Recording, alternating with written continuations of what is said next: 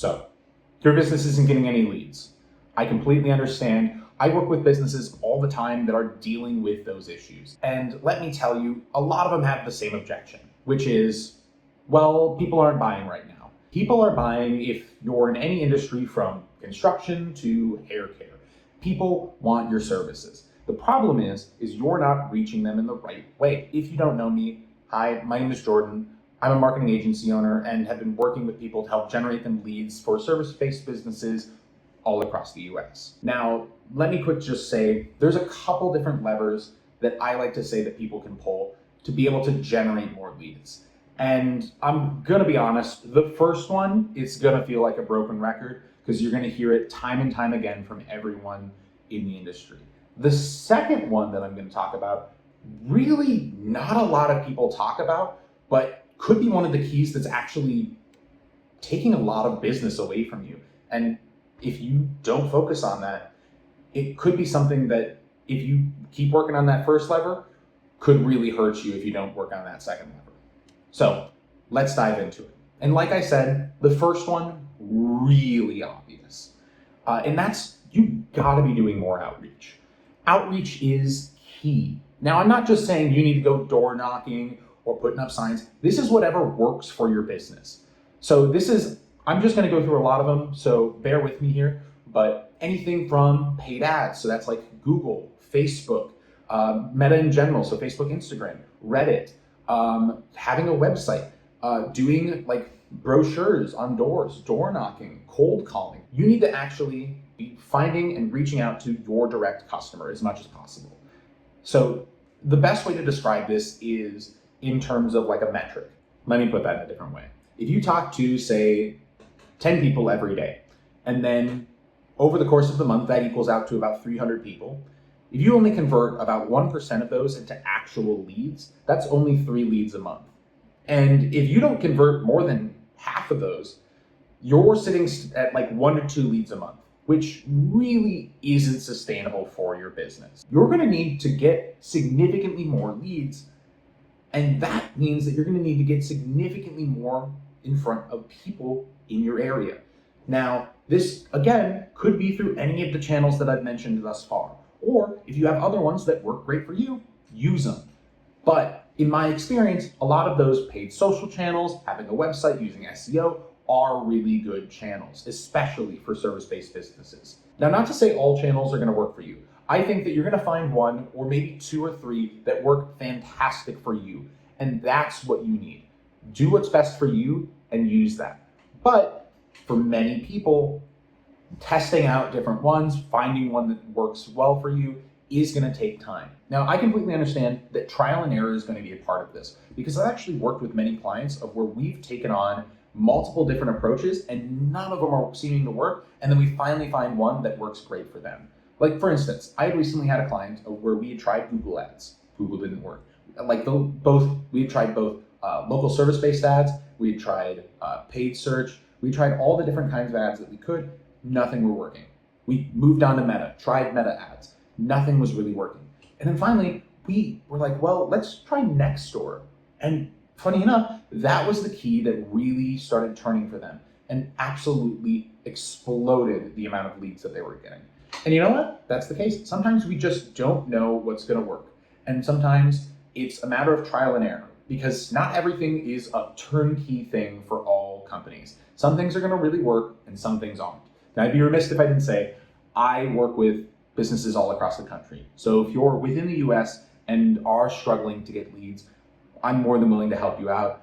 I love working with businesses pretty much everywhere. I have a link in the description, and if you want to quick schedule a meeting with me, I'm more than willing to meet with you and kind of discuss on what the best next steps are for you.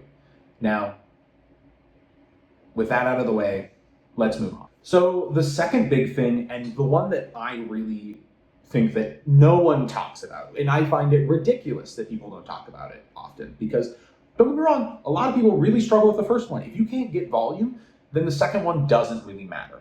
I'm gonna be honest. If you gotta focus on the first lever before you even touch the second lever. And maybe that's why people don't do it, is because people don't have enough volume coming in to where they need to worry about that second lever. And that second lever is that you need to reduce the amount of people that leave during that process. Now, that might have seemed a little bit confusing, and I completely understand. I may have phrased that a little bit weird, so I'm actually going to use some terminology used by Nobel Peace Prize winning economist Dr. Richard Thaler. Now, I've actually had the chance of meeting him as well as reading a couple of his books, and let me tell you, a lot of his logic not only is going to work for this case within business, but works really great in all facets of life. So that's either health, to studying, to really all facets. So I think that even if you don't take this advice for business, I would say take it for other things as well. So Dr. Richard Thaler actually has two different fields of thought that are very applicable to this. One of which a lot more, but they're nudge and sludge theory, which are both forms of behavioral economics that actually helped him win the Nobel Prize in economics. So kind of diving straight into it, nudge theory is not the one that we are most focused on, but is still important. So nudge theory is where you need to push people a little bit along the way to get to the goal that you want, with positive reinforcement, smooth access, ease, that makes it easier and easier to take that next step. This is things like making form lengths shorter. So if people have to fill in a form with a bunch of information, don't ask them for everything, just ask them for their name, their email, and maybe just a quick message on what they're looking for.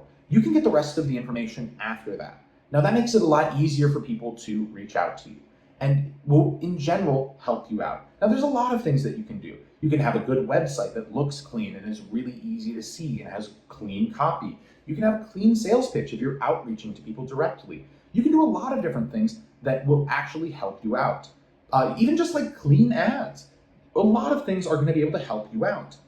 Now, on the other side of this, and this is what I'm trying to get to, is sludge theory, which basically is the opposite of that. It's things that push people away from your business. And in this case, if you have a sales or are trying to develop a sales cycle and are trying to bring in more leads and you're doing outreach, you're going to lose more people along the way until you only have maybe 1 or 2 people that actually come to your business. So what do you do in this case? Well, the thing that you should be doing is reducing that sludge point. So then as you're having people come into your business, you're losing less and less people to where you might have, instead of 300 come in and you only get 3 leads, you might have 300 come in and get 10 leads. Now that's a bad, that might not be a great example because it's not to a large scale like you probably want, but in that case, you're 3xing your leads that you're getting in. And if you're, again, closing half of them, that's 5 leads. So you really need to care about reducing the amount of people that drop off within your sales process. Because if that happens, you're going to be losing so many customers, especially once you scale everything up to a larger amount. So what do we need? What are examples of this? Oh, well, I've already said a couple. It's just the opposite of what I've already said. So this is things like having a bad form. This is things where you have long lists of forms. And this is things like bad sales pitches, really bad copy, a crappy website, bad ads. You need to worry about these things because they are driving people away from not only potentially your ads as a whole, but are driving people away from your business as a whole. So you need to worry about these immensely. Now, in this case, there are some, and I might go a little bit off topic here, but there are some ways where sludge is good. So in a way that I specifically know, you can actually use sludge to help qualify candidates. So if you have, and I know this is not the problem of this video, but too many leads coming in for some reason, what you can actually do is increase the amount of sludge within a form to make sure that it qualifies people more. And that way, once you have people that actually fill out the form, it might weed out some of those people that are well, I don't know of how much budget I really have for this. Well, if they don't know, that's going to disqualify them. And then you get people who are ready to buy because they know how much money they're willing to spend, they know what they need to do, and it's all there for you. So making sure that you use it appropriately. Don't just say, well, I'm going to make it easy as possible. Well, if you have no leads, sure, make it easy as possible for people to reach you.